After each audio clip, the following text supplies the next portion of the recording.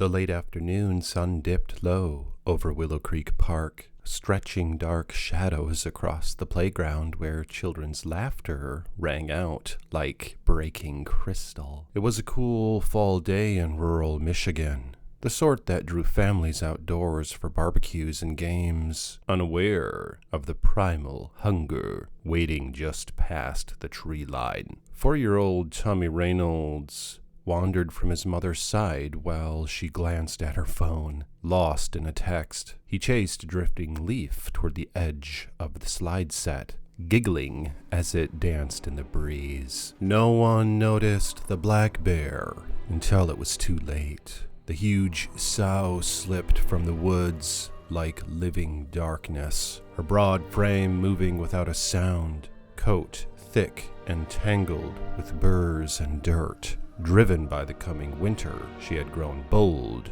around human scraps. Her dark eyes fixed on the boy. Tommy reached out, still smiling, thinking it was some oversized dog. In a heartbeat, the bear surged forward. Her jaws closed around his midsection with crushing force. A single, shattering scream tore from his throat as she lifted him off the ground. His mother's coffee cup hit the pavement. "Tommy!" The word came out as a raw howl, but the bear was already retreating, dragging the kicking child into the dense pines. Parents froze in disbelief. Others shouted and ran with whatever they could grab. Branches, metal thermos. But the forest closed around the beast like a curtain. "What's up, guys and gals? Iceman here. Welcome to Horrors of the North. This is my new YouTube channel, so make sure you like this video and subscribe to this page and pull that bell so you're notified next time I post a video. I post weekly. Far from the chaos, deep among ferns and fallen logs, the sow dropped her prize. Tommy's small body writhed, blood already soaking his jacket. With a deep rumbling growl that shook the leaves, she pinned him beneath one massive forepaw, her head lowered, jaws spreading wide. One ferocious bite severed neck from spine with a sickening crack and rip. Blood jetted across the moss as his head rolled free. The body spasmed, then lay still. The bear sniffed the remains, hot breath steaming, before hauling the carcass further into the shadows to eat in peace. By the time rescuers arrived with dogs and rifles, only a tiny sneaker and scattered gore marked the spot. A nightmare made real.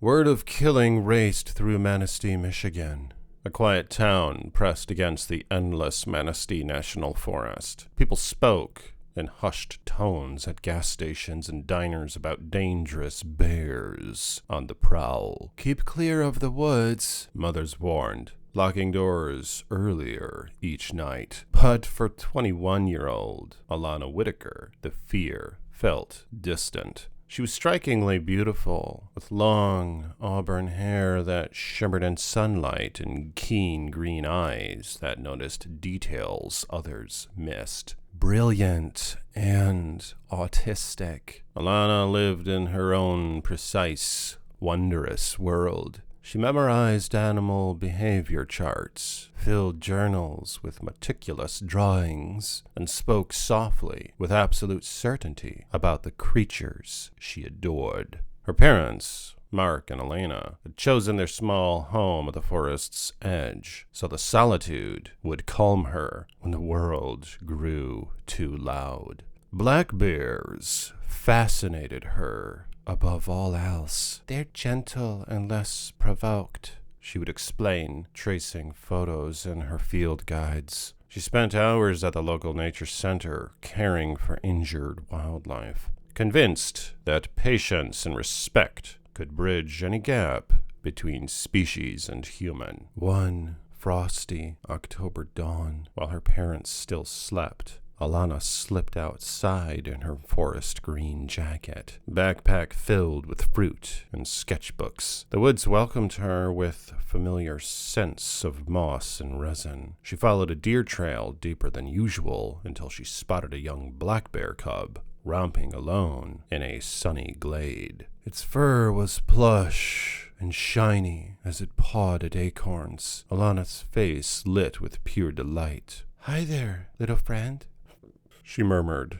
approaching with slow, deliberate steps. The cub, startled, uttered a sharp bawl and scrambled up a slender beech tree, clinging to a branch and trembling. Alana stopped beneath it, offering a sliced apple on her open palm. "I'm not going to hurt you." She waited patiently, head tilted, studying its frightened eyes. Unknown to her, the mother bear observed from thick cover nearby, ears pricked, muscles tense. The sow weighed the calm human against her cub's cries and chose to wait. After several quiet minutes, Alana smiled, made a quick sketch, and backed away. "I'll visit again," she promised softly. The mother emerged only after Alana disappeared into the mist, gathering her cub with low, reassuring grunts. That encounter ended in mercy. But the wild does not grant second chances lightly. As November brought snow and biting wind, Alana's wanderings grew longer. Her parents worried yet trusted her intelligence. Elena reminded her often about the playground tragedy. "Bears aren't like the ones in your books, honey." Alana listened politely, already planning her next walk.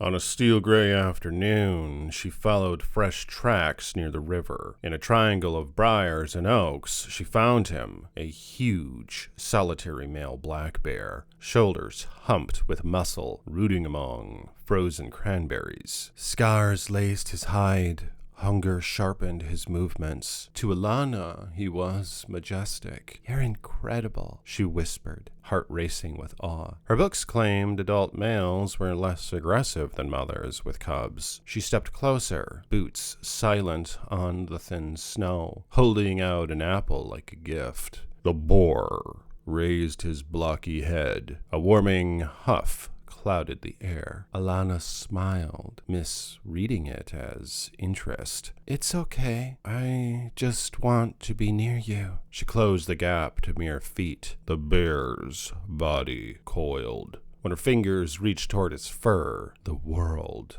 erupted. He rose on hind legs, a towering wall of muscle and claw, and bellowed, a roar that rattled Alana's teeth.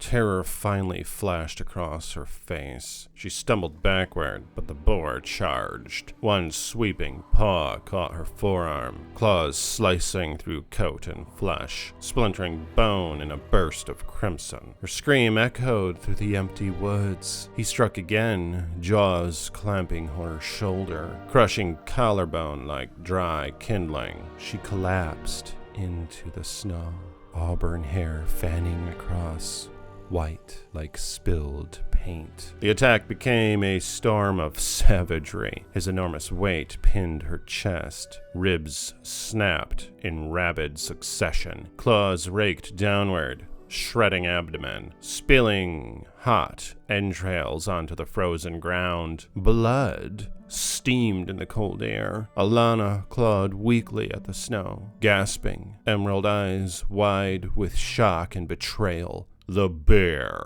tore into her thigh, femur shattering with a muffled crack, her voice reduced to broken whimpers. "Mom, please," as pain overwhelmed thought. In the end, he seized her throat in his jaws. A final crushing bite severed windpipe and arteries. Blood fountained briefly before slowing to a trickle. Alana's body gave one last shudder and stilled. Beautiful face pale against the darkening snow. Searchers found her hours later, fragments scattered across the clearing, clothing and ribbons. The snow churned red.